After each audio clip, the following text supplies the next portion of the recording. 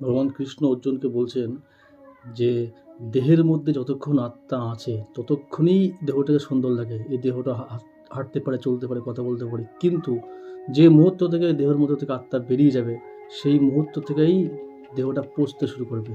তাই তুমি দেহ নও, তুমি আত্মা। অন্তমন্ত ইমে দেহা নিত্যাসুক্তা শরীরীন অনাশীর্ণ প্রমেশ্বস্য তস্মাৎ যুদ্ধস্য ভারত।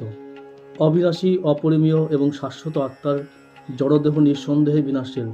অতএব হে ভারত, তুমি শাস্ত্রবিহিত স্বধর্ম পরিত্যাগ না করে যুদ্ধ করো। তাৎপর্য প্রবাদ লিখছেন, জড়দেহের ধর্মই হচ্ছে বিনাশপ্রাপ্ত হওয়া। এই দেহটা কোনো কোনো সময় চিরস্থায়ী হতে পারে না। জড়দেহ এই মুহূর্তে ধ্বংস হতে পারে, নয়তো 100 বছর পরেও ধ্বংস হতে পারে, কিন্তু একদিন না একদিন ধ্বংস হবেই।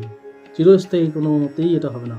অনির্দিষ্টকাল পর্যন্ত আত্মাকে টিকিয়ে রাখার কোনো সুযোগ নেই, কিন্তু আত্মা এত সূক্ষ্ম যে তাকে দেখাই যায় না, সুতরাং কোনো শত্রুই তাকে হত্যা করতে পারে না।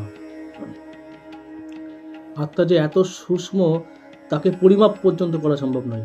সুতরাং দেহ ও আত্মা এই দুই তত্ত্বের পরিপ্রেক্ষিতে জীবের স্বরূপ বিচার করলে তখন আর কোনো অনুশোচনা থাকতে পারে না, কারণ মানুষের প্রকৃত স্বরূপ হচ্ছে আত্মা চিরশাশ্বত এবং কোনো অবস্থাতেই তার বিনাশ হয় না। আর জড়দেহ হচ্ছে অনিত্য, একদিন না একদিন যখন তার ধ্বংস হবেই, তখন কোনোভাবেই অনির্দিষ্টকালের জন্য অথবা চিরকালের জন্য দেহটিকে বাঁচিয়ে রাখা যায় না। এখন পর্যন্ত কোনো সায়েন্স কোনো মেডিসিন তৈরি করতে পারেনি ফলে ওই দেহটিকে সারা জীবন বাঁচিয়ে রাখবে।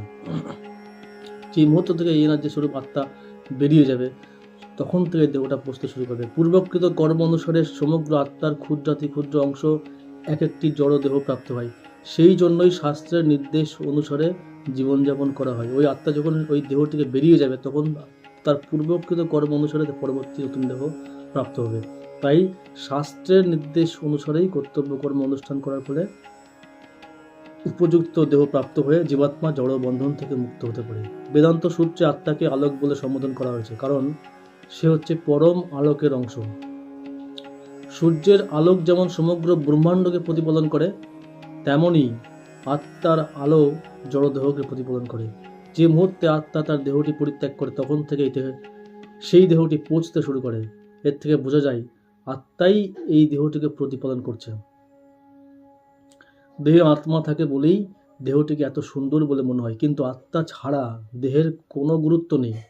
ভগবান শ্রীকৃষ্ণ তাই অর্জুনকে উপদেশ দিয়েছেন দেহাত্ম বুদ্ধি পরিত্যাগ করে ধর্ম সংস্থাপনের জন্য যুদ্ধ করতে। এই যে তুমি দেহের সঙ্গে সম্পর্কিত সময় আত্মীয় স্বজনদের চিন্তা করছো, এইসব বাদ দাও।